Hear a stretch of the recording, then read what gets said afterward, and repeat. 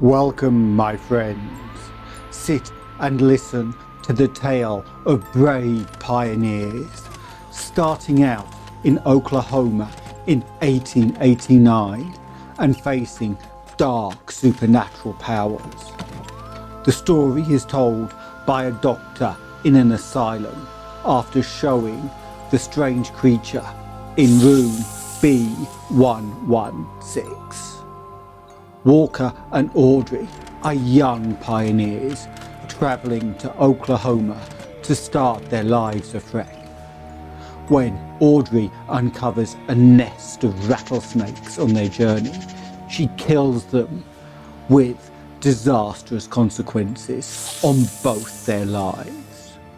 All in The Curse of Yig. Link to episode 1 above. To continue to make content, we need to grow, so please like, subscribe, but just as importantly, comment and share. The algorithm must be fed, or else it will consume the channel, and comments are one of its favourite meals. Only you can feed it.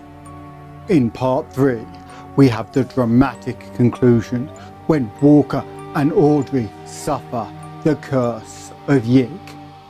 Come, sit, watch and listen, as it is time to enter the Cave of Chronicles.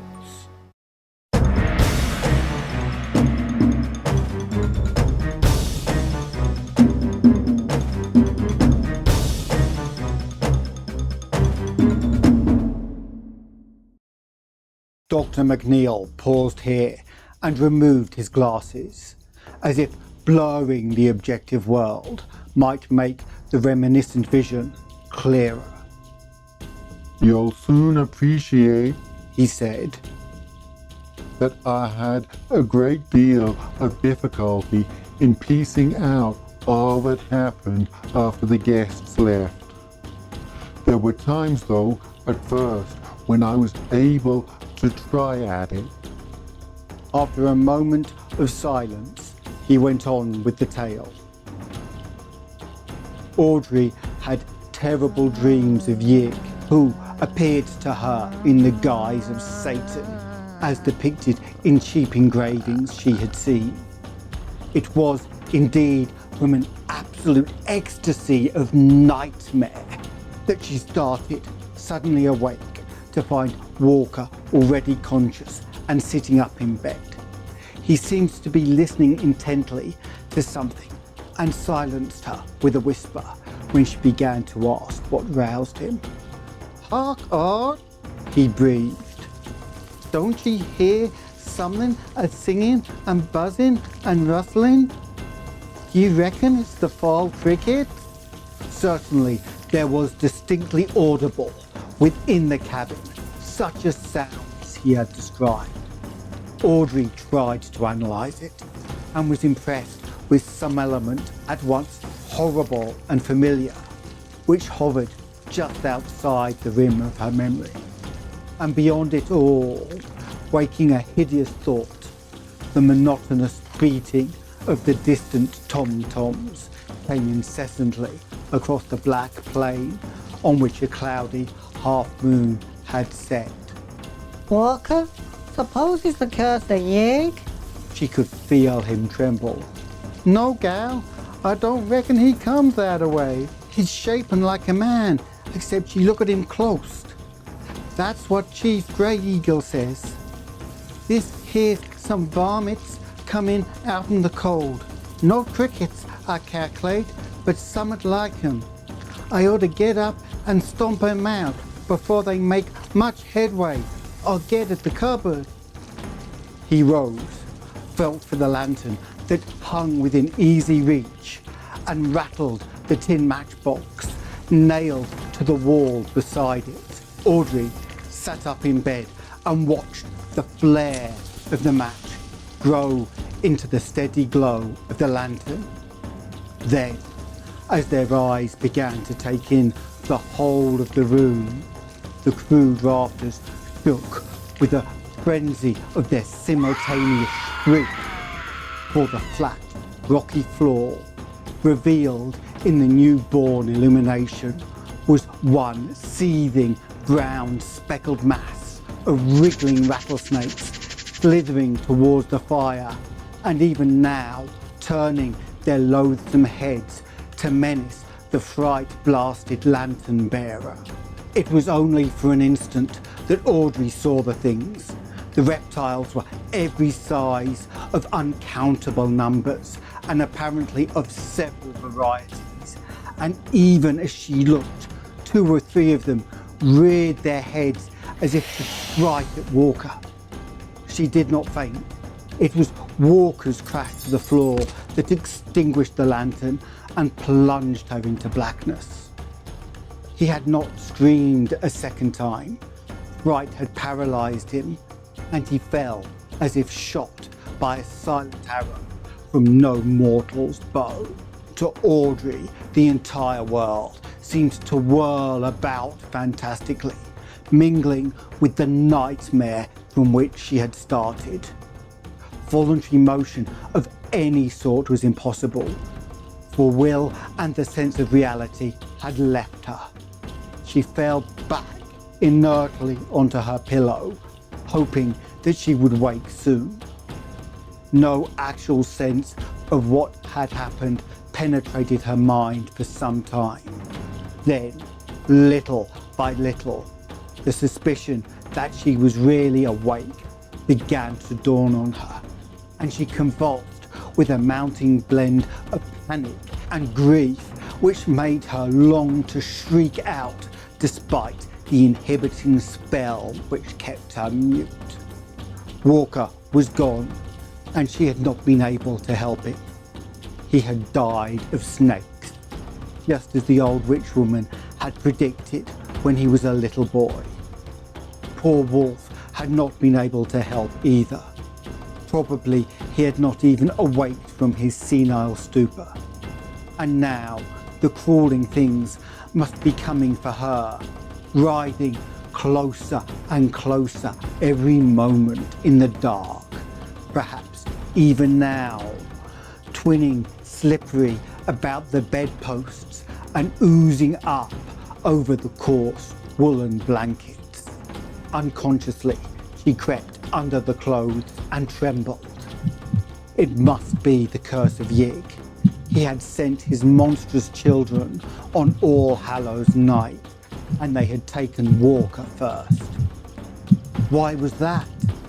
Wasn't he innocent enough? Why not come straight for her? Hadn't she killed those little rattlers alone? Then she thought of the curse form as told by the natives. She wouldn't be killed, just turned into a spotted snake. Oh, so she would be like those things she had glimpsed on the floor, those things which Yig had sent to get her and enroll her among their number. She tried to mumble her charm that Walker had taught her, but found she could not utter a single sound. The noisy ticking of the alarm clock sounded above the maddening beat of the distant tom-toms. The snakes were taking a long time. Did they mean to delay on purpose to play on her nerves? Every now and then she thought she felt a stealthy, insidious pressure on the bedclothes, but each time it turned out to be only the automatic twitching of her overwrought nerves. The clock ticked on in the dark, and a change came slowly over her thoughts. Those snakes couldn't have taken so long. They couldn't be Yig's messengers, after all, but just natural rattlers that were nested below the rock and had been drawn there by the fire. They weren't coming for her, perhaps. Perhaps they had sated themselves on poor Walker. Where were they now? Gone? Coiled by the fire? Still crawling over the prone corpse of their victim? The clock ticked, and the distant drums throbbed on.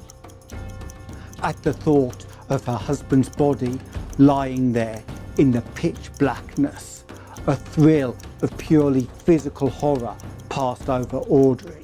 That story of Sally Compton's about the man in Scott County. He too had been bitten by a whole bunch of rattlesnakes. And what had happened to him? The poison had rotted the flesh and swelled the whole corpse, and in the end the bloated thing had burst horribly with a detestable popping noise. Was that what was happening to Walker down there on the rock floor?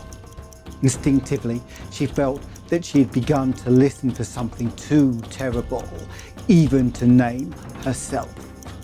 The clock ticked on, keeping a kind of mocking, sardonic time with the far-off drumming that the night wind brought.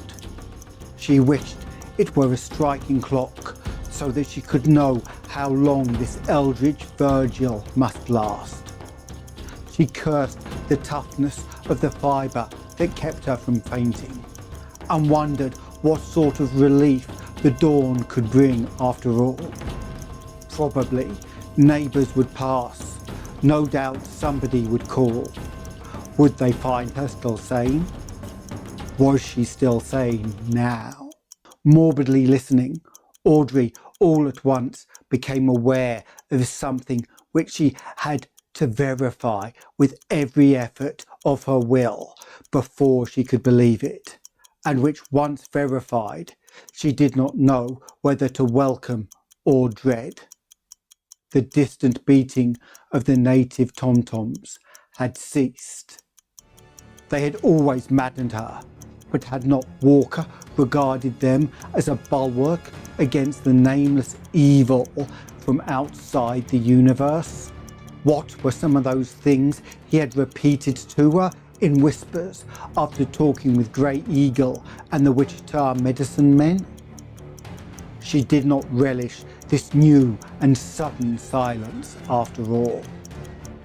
There was something sinister about it.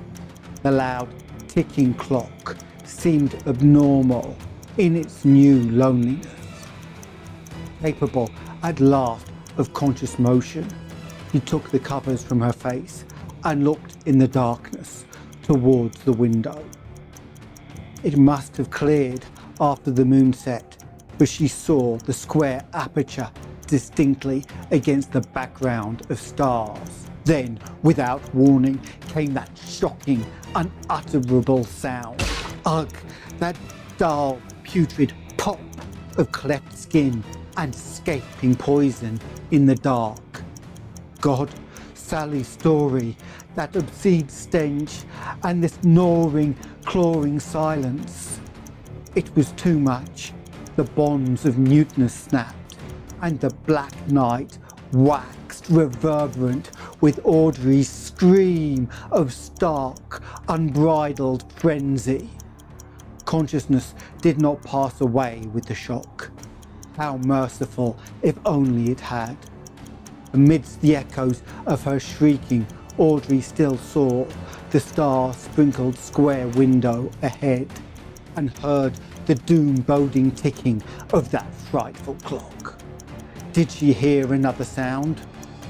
Was that square window still a perfect square? He was in no condition to weigh the evidence of her senses or distinguish between fact and hallucination. No, that window was not a perfect square. Something had encroached on the lower edge. Nor was the ticking of the clock the only sound in the room. There was, beyond dispute, a heavy breathing, neither her own nor poor Wolf's. Wolf slept very silently, and his wakeful wheezing was unmistakable. Then Audrey saw against the stars the black, demonic silhouette of something anthropoid, the undulant bulk of a gigantic head and shoulders fumbling slowly towards her. Yeah, go away, Snake Devil! Go away, Yick! I didn't want to kill him. I was feared he'd be scared of him. Don't, Yig, don't. I didn't go for to hurt your children. Don't come nigh me. Don't change me into a spotted snake. But the half-formless head and shoulders only lurched onward towards the bed, very silently. Everything snapped at once inside Audrey's head, and in a second she had turned from a cowering child into a raging mad woman. She knew where the axe was, hung against the wall on those pegs near the lantern. It was within easy reach, and she could find it in the dark. Before she was conscious of anything further, it was in her hands, and she was creeping toward the foot of the bed, toward the monstrous head and shoulders that every moment groped their way nearer. Had there been any light, the look on her face would not have been pleasant to see. Take that, you, and that, and that. He was laughing shrilly now, and her cackles mounted higher as she saw that the starlight beyond the window was yielding to the dim, prophetic pallor of the coming dawn. Dr. McNeil wiped the perspiration from his forehead and put on his glasses again. I waited for him to resume, and as he kept silent, I spoke softly. She lived? She was found? Was it ever explained? The doctor cleared his throat. Yes, she lived in a way, and it was explained. I told you there was no bewitchment, only cruel, pitiful, material horror. It was Sally Compton who had made the discovery. She had ridden over to the Davies cabin the next afternoon to talk over the party with Audrey, and had seen no smoke from the chimney. That was queer. It had turned very warm again, yet Audrey was usually cooking something at that hour.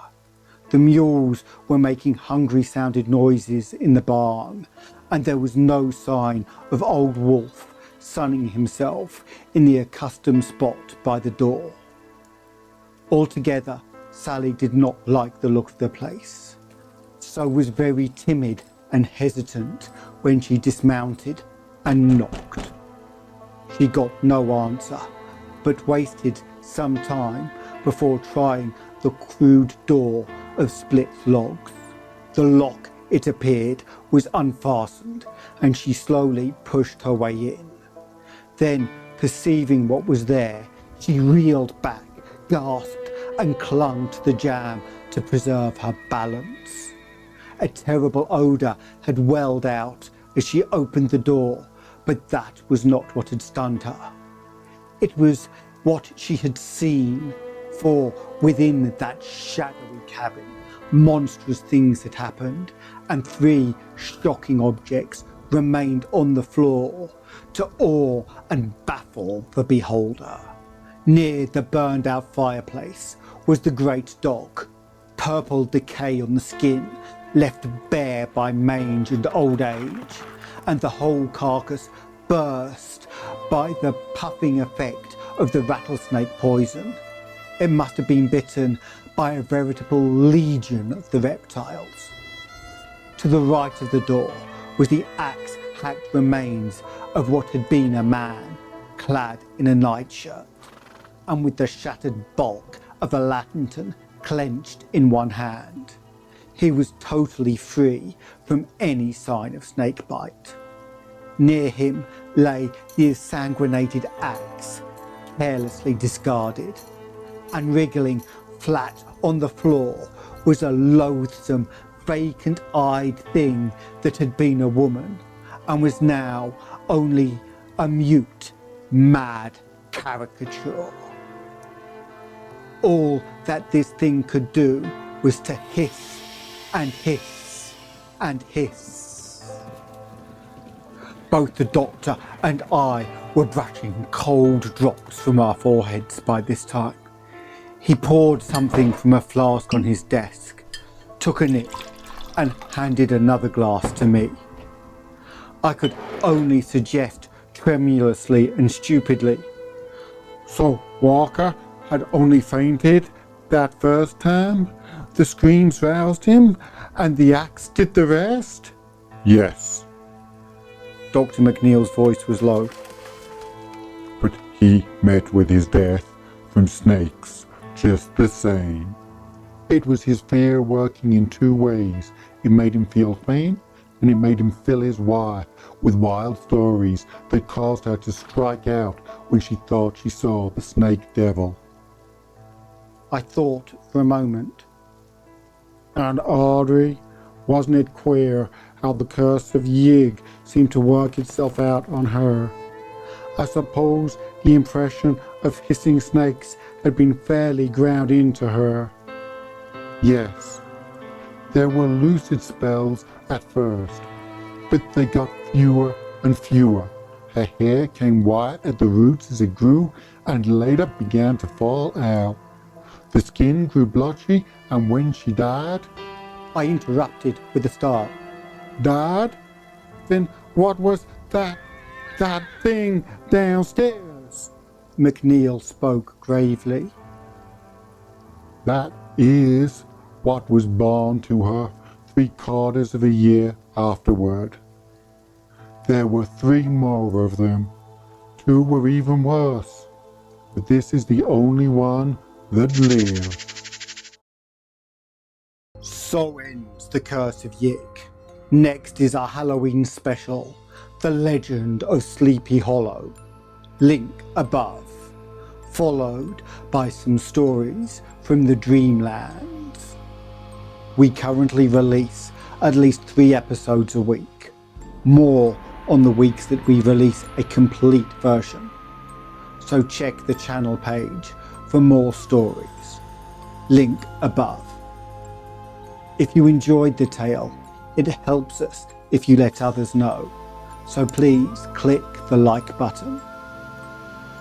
Subscribing will let you travel with us on future adventures, with the bell notifying you as we set off. If you want to join our band of intrepid explorers of the unknown, come visit us on Patreon. There we have a Discord server where you can share in the discussion about the stories told with both myself and the other members, and even join the book club. There will be behind the scenes content, early access content, and options to guide which stories are chosen as the membership grows. There are even tiers to get your own stories produced, and a free tier if you just want notifications and updates. YouTube memberships will follow when I have enough subscribers. If you subscribe, it will help. Please only join if you can afford to. Let me know in the comments if there are any specific stories you would like to see portrayed in this format. I'm even open to suggestions on how I can improve the content. I try and reply to every comment, so your input will not be ignored. See the description for details of the Patreon, our other social media pages, and for a link to Canje Studios to find out about Arkham horror board games. Click on the end screen to subscribe or to hear about the strange high house on the hill. Until next time, farewell. But remember, we live in a dark universe where the black planets roll in their horror unheeded, without knowledge, luster or name. And who knows what horrors it may contain.